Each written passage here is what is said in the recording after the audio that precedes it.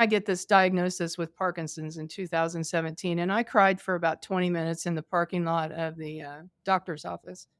And then I went, well, Lord, this is going to be fun to see what comes out of this. I'll bet I'm going to meet some new people and have a way to impact the kingdom and help others. Shoved my car into drive and drove on down the road, and that was the end of my pity around Parkinson's. I'm Amy Woodall, and this is Conscious Habit, a show from the People Forward Network, teaching you how to incorporate love and consciousness at work, home, and the world at large. You just heard from Marcia Barnes, CEO and founder of Valve+Meter Performance Marketing. She's also a mother, philanthropist, board member, and deep believer who has been thrown some serious curveballs in life. But as you'll hear, Marcia has come to understand that challenges can be channeled into fuel that drives you into your future, though she wouldn't mind if the universe gave her a break every now and then. In our conversation, you'll hear us discuss the support systems and mindsets Marcia falls back on to keep her moving forward. She also shares inspiring stories on the power of energy and how contagious it is, so stay tuned to hear that. And be sure to stick around for my takeaways from our conversation.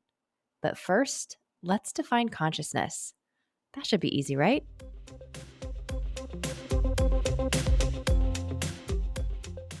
So, Conscious Habit listeners, when I think of leaders who give a damn, because that's who I love to interview on this podcast, whether it's a thought leader, whether it's somebody who runs a company, leaders who give a damn are my jam because they tend to live and lead more consciously, more aware. Marcia Barnes is in that bucket for sure, and we get a chance to talk to her today on the show. Can we just kick it off with consciousness? What the hell does that mean to you? Tell me your definition when you hear that word. I think it's in the space of just being aware of what's going on in your mind and attentive to it because, that's the greatest tool that any of us have is where we're at in our brain, what kind of messages we're taking in and putting out. And I think being aware of that is important to winning. In fact, when I'm not winning, it's typically because I've let my head game go off track. Manage the manageable. We believe every story that we tell ourselves. I've always been so impressed with just hearing your journey of where you've been. When I think of Marcia, it is you can't help. Now this is a chance for you to receive, All okay? right. Because I know it's so weird when people talk good about us that our instant reaction is like, "Oh, please don't." Please. But it's a chance to receive. When I am around Marcia, here's what I know is going to happen. I'm going to laugh. Belly laugh, tears coming out your eyes, laugh. I know that's going to happen because she's the best storyteller. And I also know I'm going to get a lesson. I'm going to giggle and I'm going to learn. And Marcia is just incredible stories, incredible journey that you've been through. I love hearing your story. I'm so excited to bring it to the listeners today. So can you just kind of tell us, how the hell did you get to where you are? Boy, that's a deep question, really, when you think about it, because it's not about getting to where I am. It's continuing to go on that journey, right? There's a future I am that'll be different even than today, a few days from now, a few months from now, a few years from now. But I think the keys to winning in your life and moving it forward is understanding that your past is actually going to give you the fuel for what is going to drive you in the future. The lessons you learn, the people you meet, the pain that you're trying to avoid, the things that you're seeing that are showing up that are impacting you and those around you. There's wisdom in that journey. A while back I turned 50. Okay, really the truth is last year I turned 60. But You're just counting. Yeah. hard to compile these experiences and lessons. And I think understanding for me, life's setbacks, the curveballs in life, they provide fuel of going through that curveball or something that's a setback in your life. They provide wisdom and strength and knowledge and experience that's going to be helpful to you and others in the future. And so I've kind of gotten to this spot where when life's curveballs hit me, I just know, hey, this can be a good thing, and adjust my thinking pretty quickly. And sometimes you get a knuckleball. Now, a knuckleball is a curveball that doesn't give a damn, Amy. It just lands and keeps rotating, right? And even in those experiences, just understanding that out of everything that happens that people classify as bad becomes the seeds of being able to help others in the future and move you ahead. There's so much wisdom in that phrase because life will life is not guaranteed to be easy. In fact, I think it's guaranteed that it's going to have ups and downs. There will be peaks and valleys. And just you having that perspective of setbacks equals fuel Mhm. is such a mindset of resilience. It's a unique mindset, but I think it's an inspiring mindset as well, because many of us get into those valleys and we're in the pits of despair and we say, woe is me, and we play victim or we play persecutor and we can't see the good that's on the other side. I'm just kind of blown away by that mentality. Is that something that you've grown into, or have you always been that way? Have you always been able to see the good that is to come from sitting in the shit? Well, I grew up in a harsh environment, so we were poor. My mom was had mental issues. She was an angry person, was abusive. She ended up in a drug addiction in my childhood and my sister's childhoods. So we got raised in some pretty austere conditions. And what you see in children who come up in environments of abuse and addiction and poverty is that if others come around them and pour into them, like a grandparent or a one loving parent or a teacher, a coach, a Sunday school teacher, a 4-H leader, another kid's parent, all of the people that you might encounter that God puts in your path to pour into you, that child will develop resilience. And resilience is the key to be able to break those cycles of poverty, addiction, and abuse. And so the short answer to what you just asked me is fortunately, I was beaten as a child. And, we say that with, for me, that's kind of funny, but it causes you to have quick strategy development. It causes me to be someone who can break tension with humor. It causes me to be able to let things roll off more because you're always looking for something positive in that person who has issues. It gives you a chance to look at folks and identify their strengths amidst all the problems. And I think all of those lean into being able to be resilient and achieve further on in life.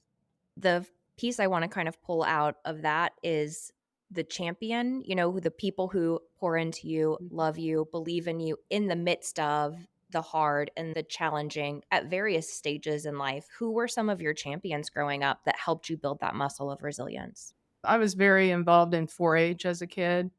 And anytime you meet somebody that's been in 4-H and or FFA, those obscure types of hobbies, more obscure anyway. They tend to have been poured into by adults and leaders in those environments. So I had this county extension agent, John Maxwell, not the same John Maxwell you'd think of as the writer and the motivational speaker, but this quirky, crazy, Jesus loving 4-H extension office leader who I came into contact with in my early teens. And he just poured into me leadership skills and pushing the envelope, encouraged me to do public speaking competitively, which took me to state championships and tours of speaking as a child, which in my adult life gives me great comfort when I'm doing speaking events. He taught me that if a 4-H club gets too big, it will not get bigger unless you pull some people out to start a new club. And he talked me into going and helping him start this new club. And so I left a club that had 100 members and started a club that ended up getting to 30 members in like 2 years. And then he had me repeat that again with another small group of teenagers that were doing this club planting basically. And it showed me how if you hit a ceiling of growth, that sometimes breaking off a piece of that and doing something different with it can help get abundance, right? And he walked with me through the troubled teens, when he thought that I'd thrown eggs at somebody's house and I didn't, but I might have been near the people who were, would not disclose those folks and coaching me through that. And then when I went to college, John was a Gideon. Gideons are those folks that hand out New Testaments a lot of times back then on the street corner even. And I was just having a really broken day in my college experience. I mean, it was terrible. And I'm driving down the road in Bloomington, Indiana, and I look over and here's John on a street corner, 2 hours away from his home in my college town, handing out New Testaments and just being able to pull my car onto the sidewalk. I probably should have gotten a ticket for that and run into his arms and have him pour love into me Mm. in that space was just how does that happen unless God's put that guy in your space? It's a beautiful story.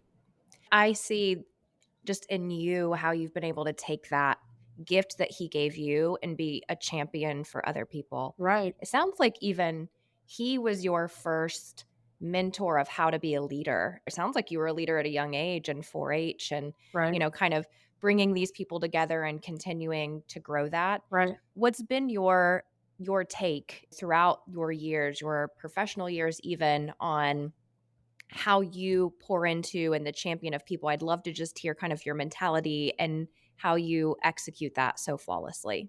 Well, I don't know about flawlessly. You need to introduce the people around me, but my intentions are Humbly, good. humbly, how about that? And yeah, I've made every mistake twice just to make sure it's a mistake, you know?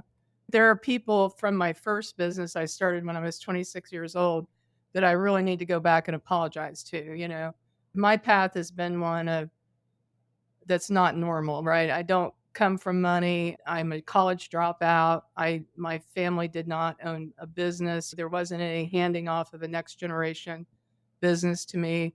I grew up in poverty. And so I had all of these things that were working against me. And as I started to notice the people and the situations that God put me in that caused me to get breakthrough level after level after level, I wanted to help other people with that because so many had helped me.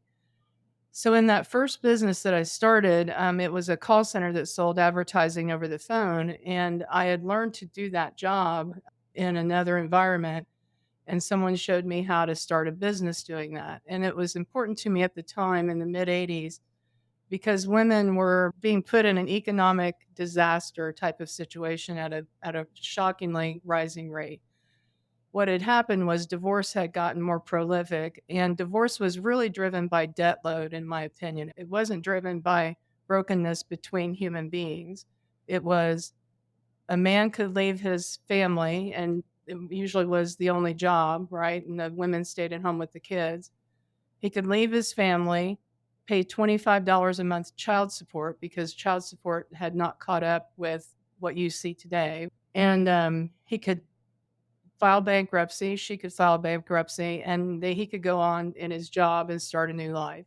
But she had no education. We had missed the computer age in school.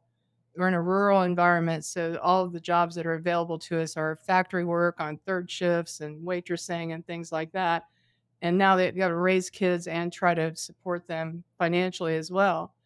And this situation happened to my sister. And so I was noticing it. It was very high on my radar. I started noticing how many of my people were in my network this was happening to.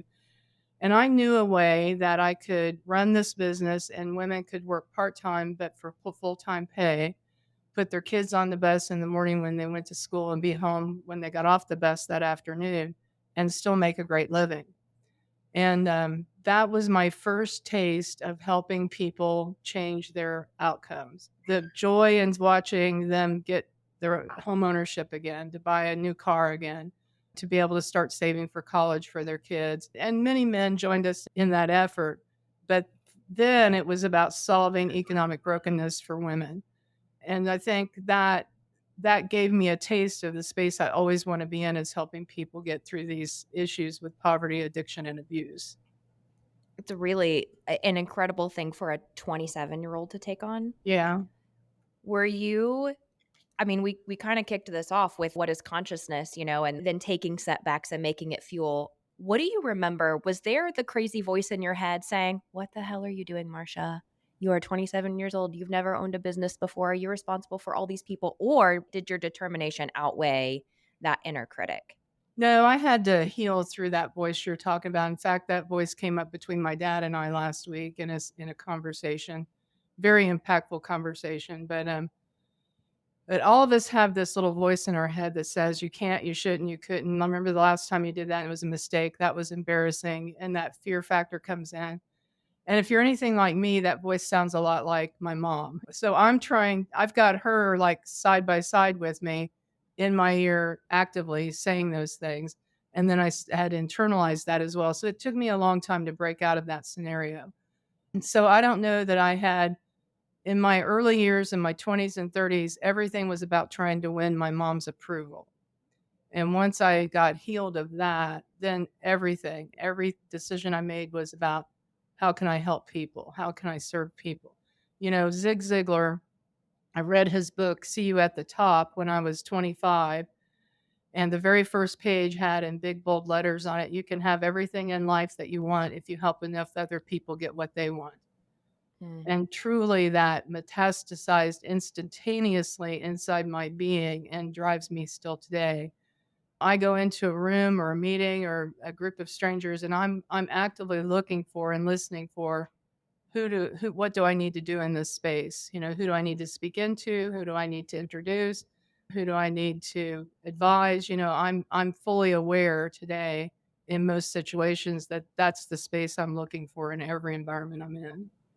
It really is a gift to be that human in a room because I think many of us focus inward. Many of us, like our favorite radio station is WIIFM. What's in it for me? Yeah. And so they walk into a room thinking, where is there something for me? And you live out a true, not just talk about it, but you be about it. That's correct grammar, in case anyone was wondering. Servant leadership, the how can I serve?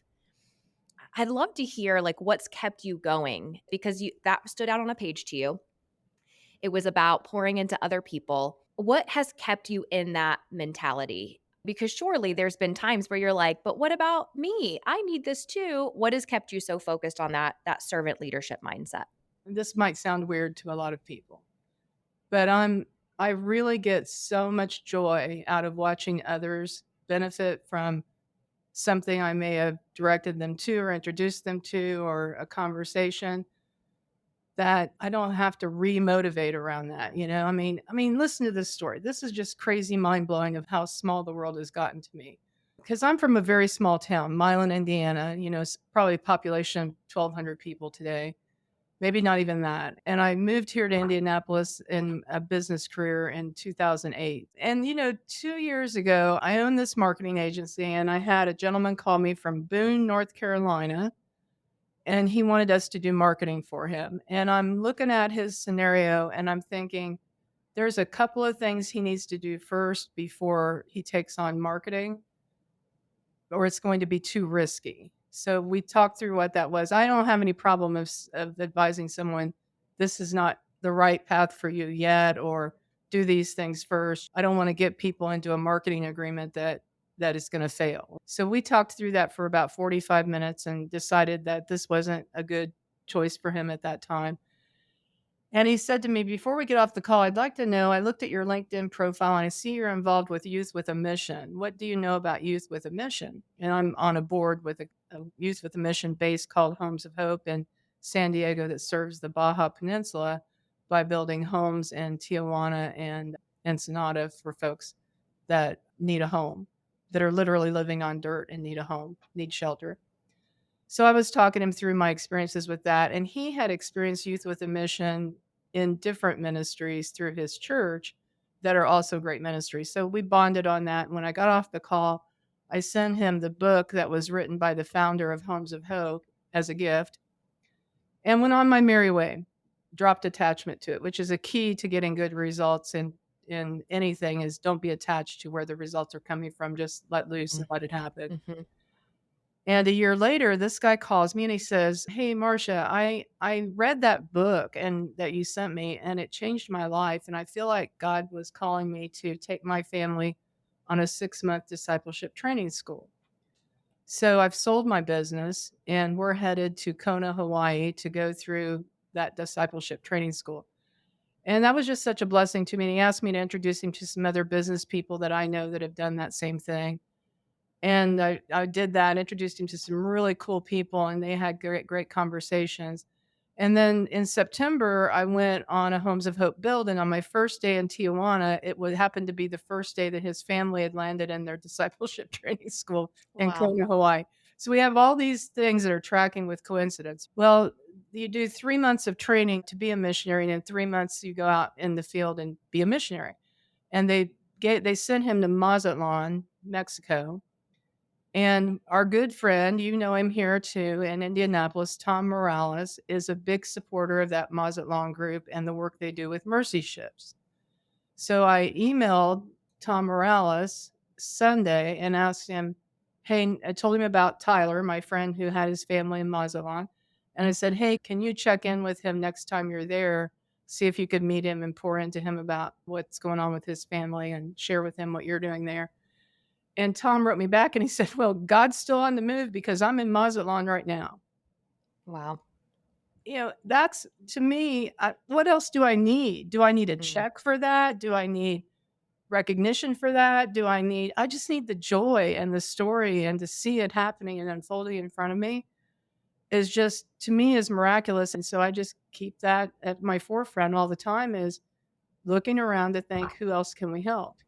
I was listening to another podcast this morning as I was getting ready, and it's Dan Harris's podcast, 10% Happier. And they were Mhm. talking about what is it that makes people just love life and like be really centered in joy. And they talked about the power of awe. And that's what I think of when you share this story is like kind of being in awe of how the act of one thing, you never know the ripple effect, how we really aren't as in control as we think we are. It's kind of this funny illusion that we have that we're actually in control. Right. How it's really cool that everything somehow is connected. And doing this podcast, something I've been able to see no matter who I have interviewed, whether it is New York Times bestselling authors, whether it is people who are passionate about a mission, CEOs, the connection that I've seen with all of them in their consciousness is some belief in something beyond themselves. Sometimes it falls into a bucket of religion. Sometimes it falls into a bucket of spirituality, perhaps a combination of the two. But there is something about being conscious and believing that Mhm. there is power beyond you. Because if you think all of the power is on you, how overwhelming it must be. And that's likely the fuel in your setbacks. Is that fair, Marcia? Is like when the setbacks have happened, you've realized some of this is on me, not all of it is on me because I actually can't control all of this stuff. I can only control how I respond from here. Right. And sometimes you're in a setback that you have no control over. I'm in 1991. I gave birth to my youngest son, Ryan, 16 weeks early. Mm. And he weighed 1 pound and 9 ounces. And they told us that he wouldn't live. Well, he did. And there's a whole bunch of miracles behind that that I could share if we had more time. We'll stay on point today. But yeah, just this miraculous survival that he had. And then they told us he would never walk. And we just didn't accept that. We chose not to accept that. And he walks today, he uses crutches, but he walks.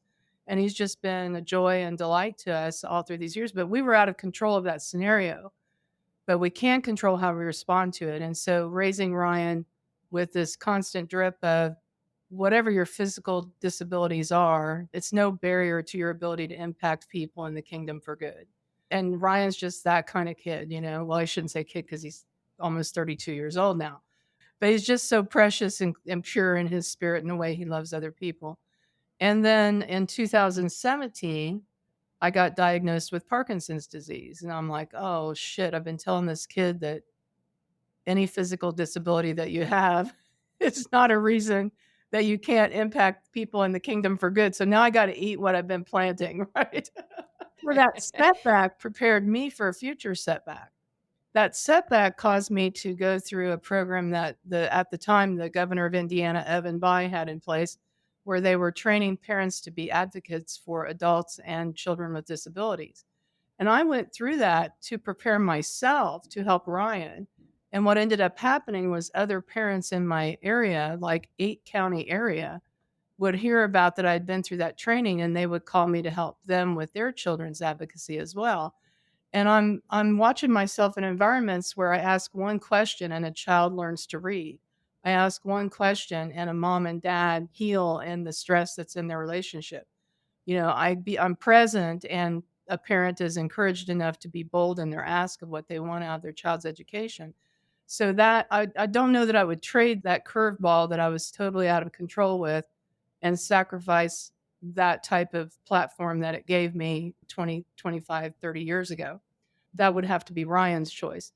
So then I get this diagnosis with Parkinson's in 2017, and I cried for about 20 minutes in the parking lot of the doctor's office. And then I went, well, Lord, this is going to be fun to see what comes out of this. I'll bet I'm going to meet some new people and have a way to impact the kingdom and help others. Shoved my car into drive and drove on down the road. And that was the end of my pity around Parkinson's.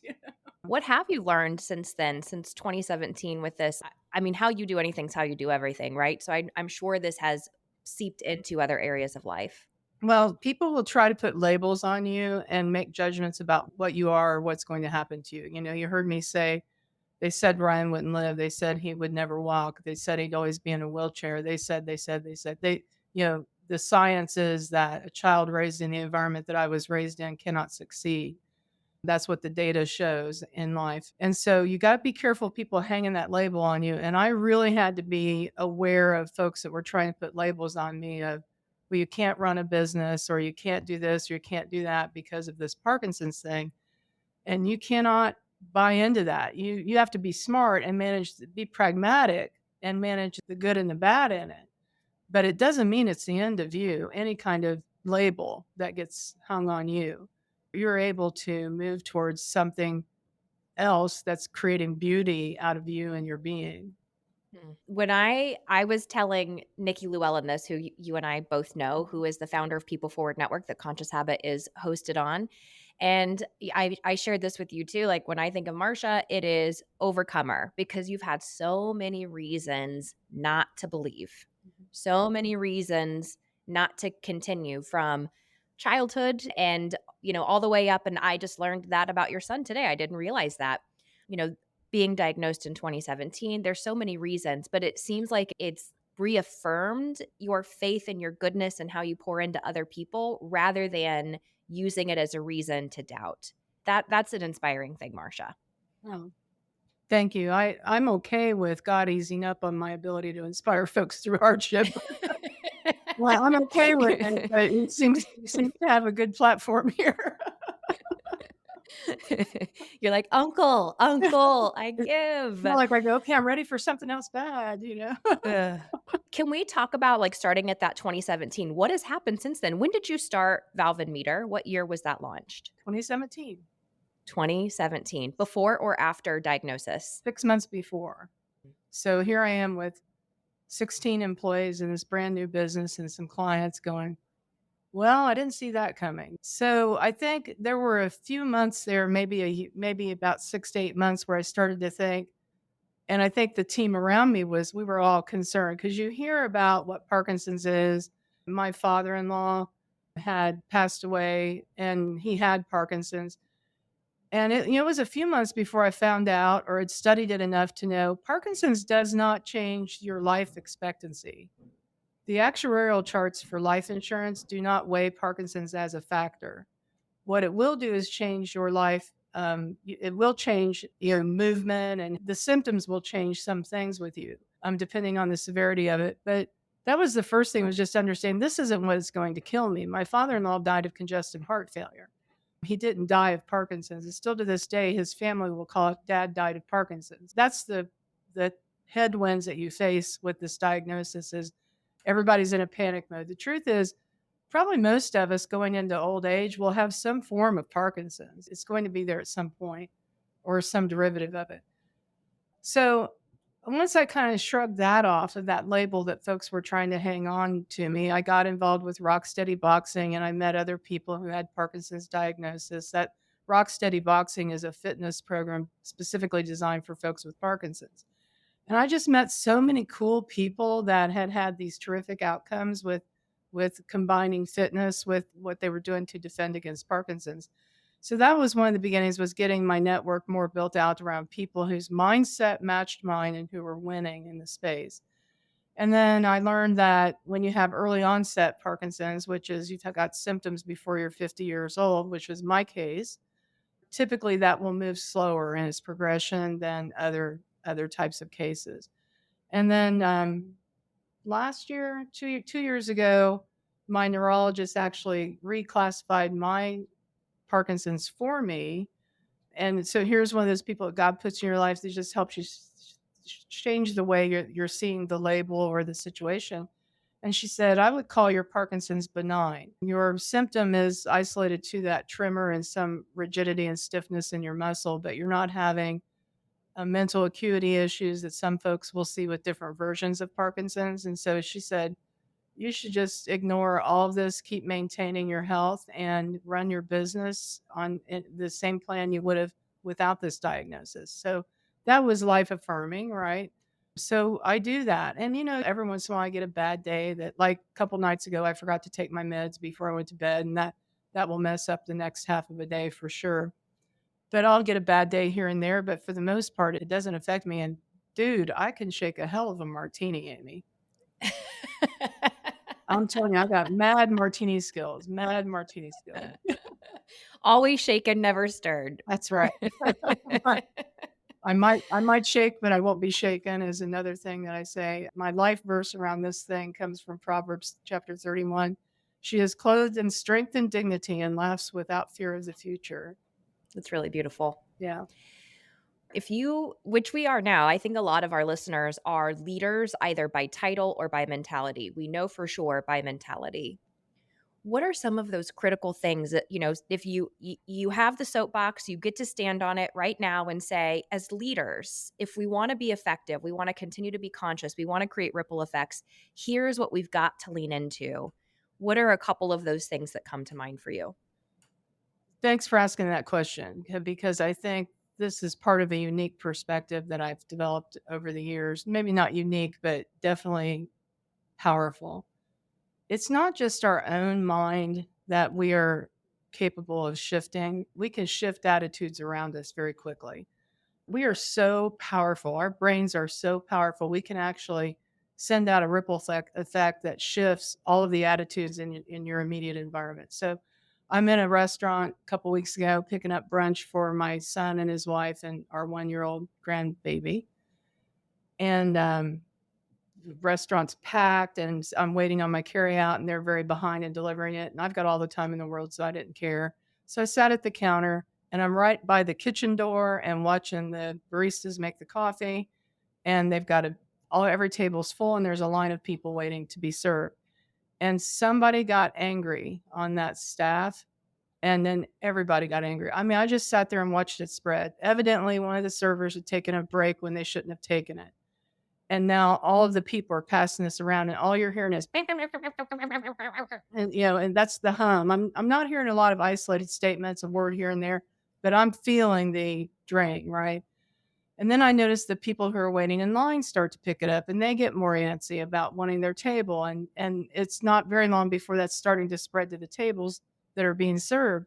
I'm noticing little quarrels breaking out at tables, because the staff is just drowning in their discontent. And so I'm like looking around at this and going, this is a good place for a thought experiment. So I just start singing. Then I'll show off here. I'm going to sing for you. Yes, What? bring it on. There you go. This little known skills about Marcia or non-skills. So I just sat there and, sometimes I'll just do a repetitive prayer or just pray over the people. But to that day, it seemed like there was this song bubbling up from my childhood. I've got the joy, joy, joy, joy down in my heart, down in my heart, down in my heart. And you're singing along with me. I know you are. All of your listeners there. Down in my heart. Yes, I know it. Puts a smile on her face, right? It's just a happy song. No one can hear me. I'm just sitting there quietly singing it to myself. And it wasn't 5 minutes and that staff was happy again. And the line of people waiting on tables had been seated and the place had calmed in its spirit. So I go to take brunch to my children and to my son and his wife. And Emerson, she's not talking yet. She likes music, but she doesn't know the song that we were singing. But I'm telling RJ and Cody about this experience. And when I started singing, she smiled. She's never heard this song before. She puts on this big smile and just starts clapping in time with my singing. And she's just so full of the joy, joy, joy, joy, right? So I'm able to change that environment by what I think. And if you really understand the power of that, you start making sure you're tending what's going on in your mind very carefully. Now, it doesn't mean I'm perfect on it all the time, because sometimes I'll notice in my business, Man, people have a bad attitude. Well, the first thing I'll do is say, a fish stinks from the head. That's an old Chinese proverb, right? A fish stinks from the head. So I'll check in with where am I at? And most of the time, it's a signal I'm sending or a headspace I'm in. And if I make that adjustment, I can affect those around me.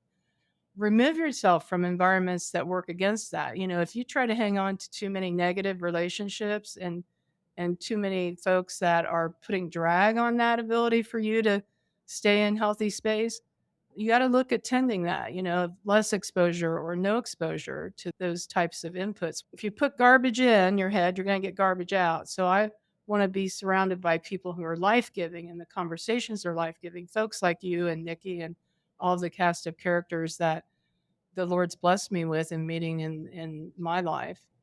I love that combination. I think of it as like awareness and ownership. Awareness of where am I at? What am I thinking? What energy am I bringing into this space? And owning the hell out of it. Because so many people love to point the finger, and you could have in that moment, sitting in that restaurant rather than being in a state of awareness, which you chose to be in. So you could see it happening, and therefore it didn't affect you the same way. And you could make the shift in that space. What most people do is they get pulled in because they're only aware of not, they're more aware of what's happening outside of them and less aware of how they react to that. Right. You had the combo of both awareness, ownership, and then making shift happen. I love that story. And it happens everywhere because our energy is contagious. That's Right. really incredible. Yeah. It has been a pleasure.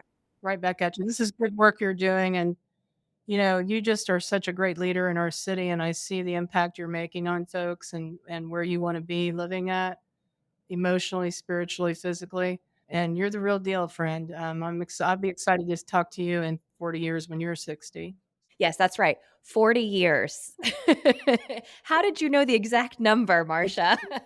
Again, it's this power of my brain is just amazing. Oh, incredibly, incredibly grateful. Thank you. Thank you.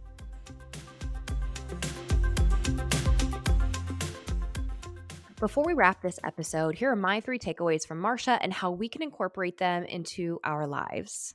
Number 1, challenging times.